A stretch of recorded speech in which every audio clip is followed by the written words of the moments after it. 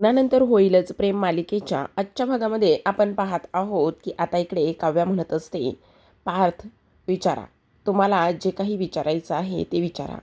तेव्हा पार्थ म्हणत असतो, सॉरी, पण तुम्हाला मी अभ्यास करताना डिस्टर्ब तर नाही ना केलं? तेव्हा लगेच इथे काव्या म्हणत असते, नाही हो पार्थ, असं कसं डिस्टर्ब होईल? विचारा, तुम्हाला काय विचारायचं आहे ते.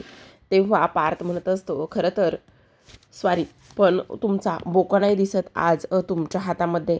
तेव्हा लगेच काव्या म्हणत असते, अहो तो बोका होय, ते उगाचच आपलं मजा मस्ती आणि फक्त तुम्हाला चिडवण्यासाठी डिवचण्यासाठी तो बोका माझ्या हातामध्ये असतो. मी त्याच्यासोबत बोलावं आणि त्यानंतर तुम्ही चिडावं, तुम्ही माझ्यासोबत बोलावं याकरिता तो बोका असतो माझ्या हातामध्ये. तेव्हा पार्थ म्हणत असतो, नक्की ना? पण नाही, तुम्ही करा अभ्यास, मी जातो. तेव्हा काव्या म्हणत असते, हे बघा पार्थ, आता स्वतःहूनच माझा ओरिजिनल बोका माझ्याशी बोलायला आला म्हटल्यावर मी बोलणार नाही. आणि तेव्हा त्या बोक्याची मला काय गरज पडली आहे असं सुद्धा आता इकडे काव्य पार्थला म्हणत असते. त्यावर लगेच आता इकडे पार्थ म्हणत असतो, मग मला तेच ऐकायचं आहे, म्हणजे तुमच्या भूतकाळाबद्दल, त्याचबरोबर नंतरसुद्धा जीवा आणि तुमच्यामधलं नातं. तेव्हा तुमचं आणि जीवाचं नातं लग्नानंतर कसं होतं? तेव्हा काव्या म्हणत असते, लग्नानंतर तर मी जीवावर प्रेम करायचे, म्हणजे मला कळलं नाही की त्याचं माझ्यावर प्रेम आहे की नाही, किंवा मीच त्याच्या मागे धावते. खरं तर लग्नानंतरसुद्धा जीवा माझ्या नसानसात होता. मी त्याला सांगण्याचा प्रयत्न करायचे. घराचा कुठलाही कोपरा सोडू नका, किंवा टेरेस सोडू नका, किंवा अक्षरशः त्याची गाडी सोडू नका. ह्या सगळीकडे मीच त्याच्या मागे मागे करायचे आणि त्याला जाणून द्यायचे, त्याला पटवून द्यायचे की हे बघ, जीवा आपल्या दोघांचं प्रेम आहे आणि आपल्या दोघांचं प्रेम आहे तर आपण दोघांनी एकत्र राहिलं पाहिजे. आणि त्याचमुळे मी हे सगळं काही त्याला सांगायचे. पण नाही, अजिबातच नाही. त्याने मला कधी त्या नजरेने लग्नानंतर पाहिलंच नाही. मी त्याच्या मागे पळायचे, पण तो मात्र मला भावच द्यायचा नाही. आणि तेव्हा पार्थ म्हणायचा, म्हणजे मला नाही समजलं नेमकं, त्याचं तुमच्यावर प्रेम नव्हतं का? तुम्ही फक्त हे मला माझ्या समाधानासाठी बोलून दाखवत आहात? तेव्हा काव्या म्हणत असते, पार्थ, माझे खोटे बोलण्याचे दिवस संपले आता. मी आता खोटं बोलणार नाही, किंवा खोटं कधी हे सुद्धा करणार नाही. तुम्हाला असं का वाटतंय की इकडे मी खोटं बोलते आणि ह्या सगळ्या गोष्टी करते म्हणून? संपलेच पार्थ देशमुख, माझे खोटे बोलण्याचे हे सगळे दिवस संपले देशमुख. मी आता खोटं नाही बोलत आहे. आणि का आणि कशामुळे खोटे बोलू? काय संबंध आहे आता खोटं बोलण्याचा? तेव्हा लगेच आता इकडे काव्या म्हणत असते, त्याचं काय आहे ना देशमुख, लग्नाअगोदर तर प्रेम होतंच, पण ज्या परिस्थितीमध्ये लग्न झालं त्या परिस्थितीला सामोरं जाण्याची माझ्यामध्ये अजिबात ताकद नव्हती. काही जरी झाला तरीसुद्धा जीवा फक्त माझा आहे, तो माझाच राहिला पाहिजे आणि तो कुणाचाही होऊ शकत नाही. ह्याच गोष्टीमध्ये मी त्याला नेहमी अडवून धरायची, ब्लॅकमेल करायची. त्याचबरोबर त्याला हीच एक गोष्ट सांगायची की आपण आत्ताच्या आत्ता घरामध्ये ह्या सगळ्या गोष्टी सांगू. काही जरी झालं तरीसुद्धा आपण इकडे अजिबात वेगळं राहायचं नाही, आपण एकत्रच राहायचो, कारण आपल्या दोघांचं एकमेकावर प्रेम होतं. मग ह्या सगळ्या गोष्टी सुरू असताना तू असं कसं म्हणू शकतोस? मी त्याला सतत कसल्या ना कसल्या कारणावरून सतत धमक्या द्यायचे, पण नाही, तो कधीच नंदिनीताईचा झाला होता. त्याने कधीच मला विसरून कधीच तो नंदिनीताईचा झाला होता. हे सगळं आता इकडे काव्या बोलू लागते. तेव्हा पार्थ मात्र काव्याकडे पाहत असतो आणि सगळं काही तिचं ऐकत असतो. त्यावर काव्या म्हणत असते, खरं सांगू का, हे सगळं जेव्हा तुम्ही माझ्या आयुष्यात आलात ना तेव्हा मला कळायला लागलं. म्हणजे म्हणजे तुमचं माझ्यावर प्रेम, त्याचबरोबर तुम्ही माझ्या आयुष्यामध्ये आल्यानंतर माझ्यावर प्रेम करणं, मला समजून घेणं, त्या सगळ्या गोष्टी मला तेव्हा समजल्या जेव्हा तुम्ही माझ्या आयुष्यात आलात. तर दुसऱ्या बाजूला आपण पाहतो की इकडे नंदिनीला चांगलीच चढलेली असते. ती काय करते, कशी वागते, काय नाही, ह्या सगळ्या गोष्टी तिला अजिबात समजत नसतात आणि त्याचमुळे जीवा तिला सावरण्याचा प्रयत्न करत असतो. गाणे काय म्हणत असते, नाचत काय असते, त्याचबरोबर इथे रिक्षामध्ये बसलेली असते आणि रिक्षामध्ये बसून आता इकडे तिने मार्कर पेन घेतलेला असतो आणि त्या रिक्षाच्या आतल्या बाजूला एक हर्टचं चिन्ह काढलेलं असतं आणि त्यामध्ये लिहिलेलं असतं जीवा आणि त्याचबरोबर नंदिनी. जीवा तिला प्रचंड अडवण्याचं काम करत असतो. नंदिनी तू काय करतेस, नंदिनी हे बघ तू असं काय करतेस, हे सगळं करू नकोस, थांब जरा, हे सगळं थांबव. पण नंदिनी मात्र अजिबात थांबायला तयारच नसते. नंदिनी म्हणत असते बघा आता आता हे खऱ्या अर्थाने कंप्लीट होतंय असं म्हणून पुन्हा नंदिनी आता इकडे जो काही मार्कर आहे तो मार्कर पुन्हा एकदा घेते आणि मार्कर पुन्हा एकदा घेतल्यानंतर आता ती लगेचच त्या मार्करने एक हट काढते आणि त्यावरती पुन्हा जीवांदनी असं नाव ती लिहित असते. आता जीवा म्हणत असतो नंदिनी काय करतेस तू हे. तेव्हा नंदिनी म्हणत असते काय करते म्हणजे बघा तर मी हे काय केलेलं आहे. तेव्हा तो सुद्धा हे सगळं काही पाहतो आणि त्याने सुद्धा हे सगळं पाहिल्यानंतर त्याला सुद्धा अक्षरशः आनंदच झालेला असतो. आता इकडे जीवा म्हणत असतो तुला खूप जास्त झाली बरं, तू एक काम कर, तू इथे बाजूला येऊन बस बरं, चल बरं. तेव्हा आता तो तिच्या हाताला धरतो आणि तिच्या हाताला धरल्यानंतर तिथे बाजूला बसवायला घेत असतो. आता बाजूला बसायला घेतल्यानंतर दोघांचाही पाय एकमेकांच्या पायामध्ये अडकला जातो.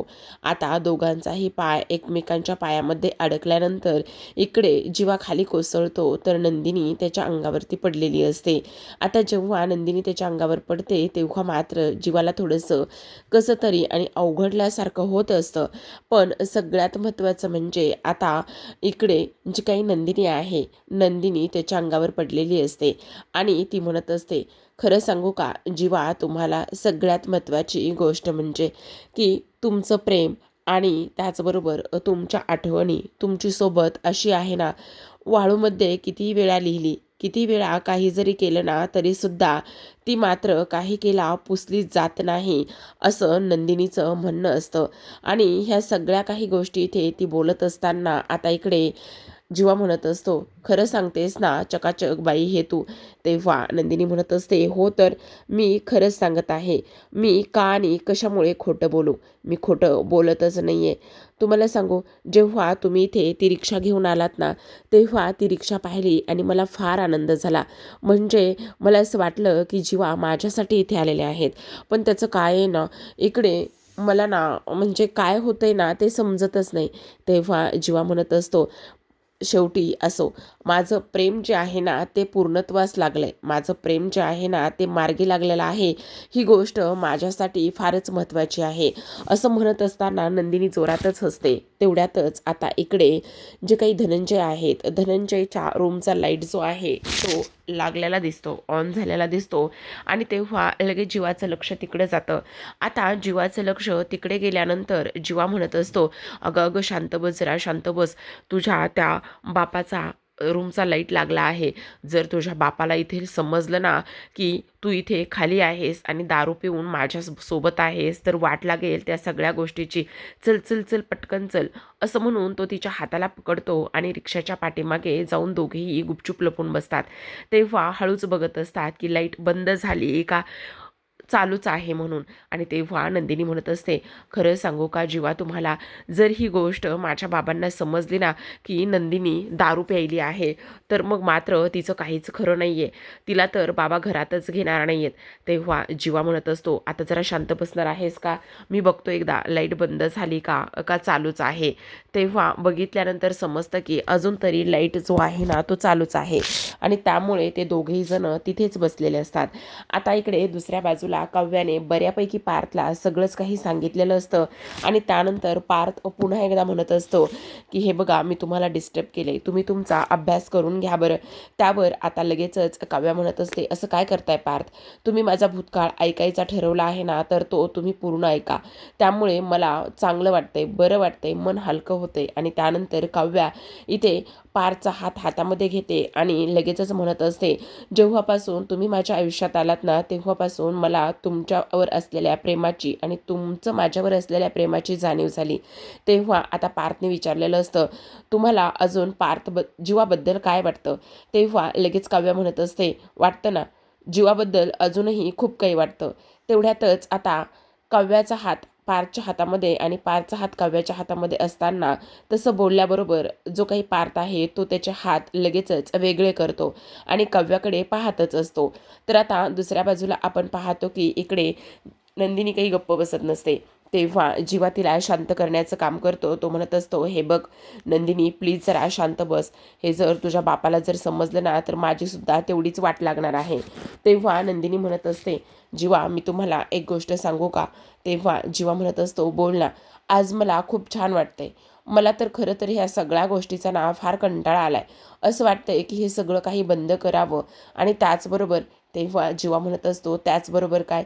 अगं बघ ना, 21 दिवस इथे मी तुझ्यासाठी थांबलोय. मग ह्या 21 दिवसामध्ये तुला असं वाटत नाही का की तू माझ्याबरोबर परत जावंस, सगळं काही व्यवस्थित होईल, ह्या सगळ्या गोष्टी कराव्या असं तुला वाटत नाही का? तेव्हा नंदिनी म्हणत असते, जीवा बघा ना, 21 दिवस तुम्ही इथे माझ्यासाठी आलात, रिक्षामध्ये असं अवघडून झोपलात, थंडीमध्ये काकडून झोपलात. तेव्हा जीवा म्हणत असतो, मी जरी रिक्षामध्ये झोपत असलो तरीसुद्धा तू सुद्धा तिथे खोलीमध्ये सोफ्यावर अवघडून झोपतच होतीस ना. तेव्हा नंदिनी म्हणत असते, हे सगळं तुम्हाला कोण सांगतं? मला माहिती आहे, माझी आईच तुम्हाला ह्या सगळ्या हिंट देत असेल. तेव्हा जीवा म्हणत असतो, हो ग, त्यांच्यामुळे तर तुला मनवण्यासाठी माझं अर्धं काम सोपं होऊन जातंय बघ. तेवढ्यातच नंदिनी आता सिट्टी वाजवायला लागते. आता नंदिनी सिट्टी वाजवायला लागल्यानंतर ते लगेचच जीवा म्हणत असतो, अगं काय करतेस, गप्प बस, सिट्टी वाजू नको. तुझ्या त्या बापाने जर पाहिलं ना तर खूपच मोठा प्रॉब्लेम होईल. हे बघ, ह्या अशा गोष्टी अजिबात करू नकोस, जरा शांत बस. तेव्हा लगेच आता नंदिनी म्हणत असते, हो, बसली शांत, नाही वाजवत आहे सिट्टी आणि नाही काही करत आहे. असं म्हटल्यानंतर आता लगेचच इकडे जीवा म्हणत असतो, पण खरं सांगू का नंदिनी, आता मलासुद्धा ह्या सर्व काही गोष्टींचा फार कंटाळा आलाय. असं वाटतंय की हे सगळं काही बंद करावं आणि ह्या सगळ्या गोष्टी बंद करून आपण पुन्हा एकदा एकत्र यावं. आपलं जे काही रुटीन आहे, आपली बेडरूम तुझी वाट पाहते नंदिनी. त्यामुळे चल ना आता परत. किती दिवस हे असं इथे राहणार आहेस? किती दिवस माझ्यापासून दूर राहणार आहेस आणि किती दिवस ह्या सगळ्या गोष्टी तू ताणून धरणार आहेस? तेव्हा नंदिनी म्हणत असते, हो, तुम्ही बोलताय ना ते अगदी बरोबर आहे. काही जरी झालं ना तरीसुद्धा मलासुद्धा आता इथे राहायचं नाही आहे आणि त्याचबरोबर इथे मी राहणारसुद्धा नाही आहे. मलासुद्धा तुमच्यासोबत यायचं आहे, मलासुद्धा तिकडेच राहायचं आहे. तेव्हा हे सगळं काही बोलत असताना आता इकडे जीवा म्हणत असतो, हो का, मग किती दिवस अशी वाट बघणार आहेस? तेव्हा लगेच आता इकडे नंदिनी म्हणत असते, हो जीवा, तुम्हाला एक गोष्ट सांगू का, सगळ्यात महत्त्वाची म्हणजे की इकडे हो, नंदिनी, तेच तर ऐकायचं आहे ना मला, बोल तू. तरी तुम्हाला सांगू का जीवा, मी अशी काकूबाईसारखी. मला नेहमी असं वाटायचं की तुम्ही ना मला सोडून जाल आणि त्यामुळे मी त्या साडीवरून त्या टॉप आणि कुर्त्यावर येऊन पोहोचले, त्या ड्रेसवर येऊन पोहोचले. अगं, ठीक आहेस ना तू? चकाचक बाई, बरी आहेस ना? अगं, जेव्हा जेव्हा आम्ही तुला साडीमध्ये पाहतो ना, तेव्हा तेव्हा माझी रोज विकेट पडते. तेव्हा नंदिनी म्हणत असते, खरं तर मी अशी साडी नेसणारी, अशी गजरा मारणारी, ह्या सगळ्या गोष्टीमुळे तुम्हाला त्रास होत असेल ना? अगं नाही, असं काही नाही आहे. उलट मला हे सगळं काही आवडतं नंदिनी. असं का करतेस तू? आणि असं का बोलतेस? उलट तू साडीमध्ये खूप कमाल दिसतेस आणि तू जेव्हा जेव्हा साडी नेसतेस ना, तेव्हा तेव्हा मलासुद्धा फार आवडतं बघ. आणि खरं सांगू का, तुला साडीमध्ये बघितल्यानंतर तर मी तुला म्हटलं ना माझी विकेट पडते, अगदी सेम तसंच होतं. त्यावर नंदिनी म्हणत असते, पण तुम्हाला खरं सांगू का जीवा, मी जेव्हा जेव्हा तुम्हाला पाहते ना तेव्हा तेव्हा माझी रोज विकेट पडते. कारण एवढा हँडसम मुलगा आणि एवढा हँडसम नवरा मला मिळाला आहे आणि त्यामुळे माझी रोज विकेट पडते. असं म्हणूनच आता नंदिनी अजूनच जीवाच्या जवळ जात असते, त्याच्या खांद्यावर डोकं ठेवते आणि तिथेच तशीच पडून असते. जीवा मात्र त्या नंदिनीकडे पाहतच असतो. आता इकडे जो काही पार्थ आहे त्याने हात काव्याच्या हातातून काढून घेतलेले असतात आणि त्यावरती लगेचच तो म्हणत असतो, ठीक आहे, तुमचा तुम्ही अभ्यास करा, मला आता नाही काही बोलायचं आहे. तेव्हा काव्या म्हणत असते, असं कसं नाही बोलायचं आहे, असं कसं नाही ऐकून घ्यायचं आहे, तुम्हाला माझ्याबद्दल आणि जीवाबद्दल ऐकायचं आहे, मला जीवाबद्दल काय वाटतं ह्या गोष्टी ऐकायच्यात ना, तर मग ऐका ना देशमुख, आज ही काव्या सगळं काही हो सांगणार आहे. आजचा दिवस आणि आजची ही रात्र जी आहे ना, ती फक्त आपल्या दोघांची आहे. आजच्या ह्या रात्रीमध्ये मी सगळं काही तुम्हाला सांगणार आहे. तर जीवाबद्दल मला वाटतं ना, त्याचा आदर वाटायला लागला आहे, त्याचा हेवा वाटायला लागला आहे. त्याच्याविषयी खूप काही गोष्टी मनामध्ये वाटत आहेत. कारण तो कधीच मूव्ह झाला आहे.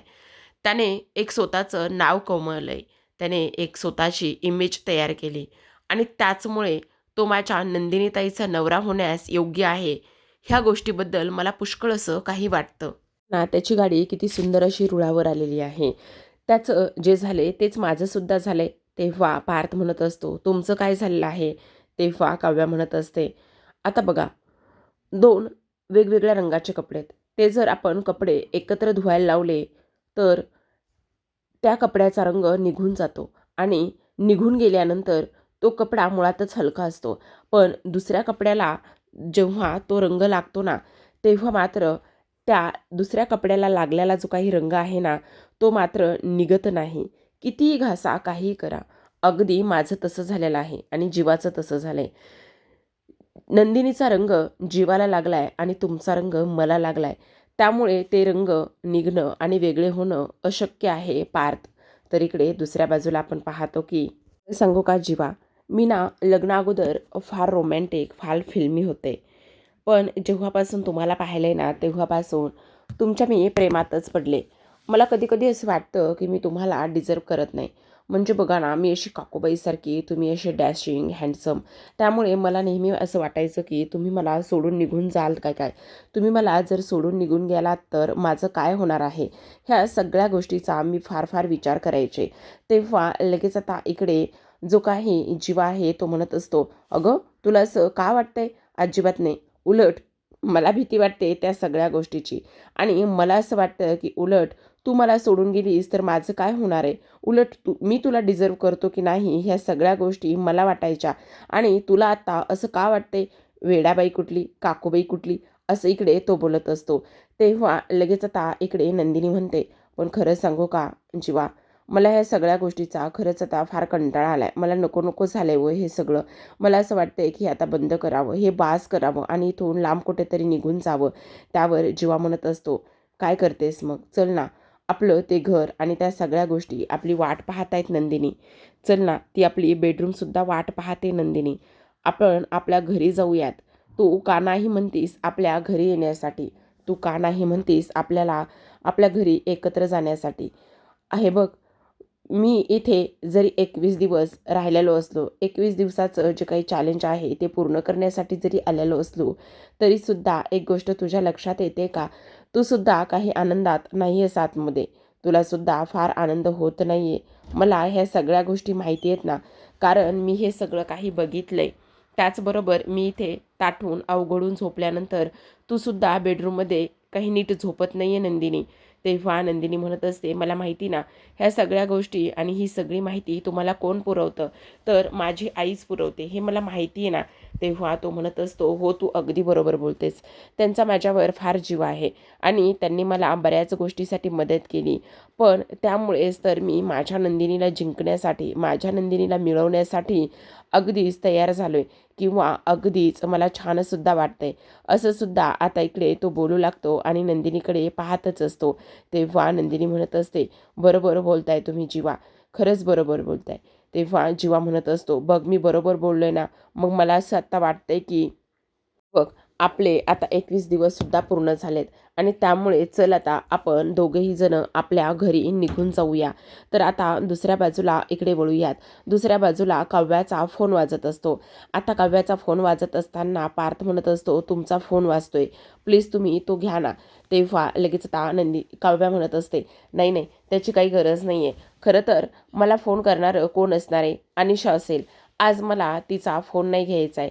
आज मला माझ्या पार्थबरोबर बोलायचं आहे. आज मला पार्थसोबत वेळ घालवायचा आहे आणि पार्थला इथे त्यांनी विचारलेल्या त्या सगळ्या प्रश्नांची उत्तरं मला द्यायचीत. बघा, चालू द्या तुमचं. मी तुमचा फार वेळ घेतला आहे. तेव्हा काव्या म्हणत असते, नाही देशमुख, आज तुमच्यासमोर बोलून मला फार बरं वाटलं आहे. तेव्हा तुम्ही तुमचा अभ्यास करा, मी येतो. असं म्हणून पार्थ निघून जातो. तेव्हा काव्या म्हणत असते, नाही पार्थ, आज मी तुमच्यासमोर व्यक्त झाली ना, त्यामुळे माझं मन तर हलकं झालंच आहे.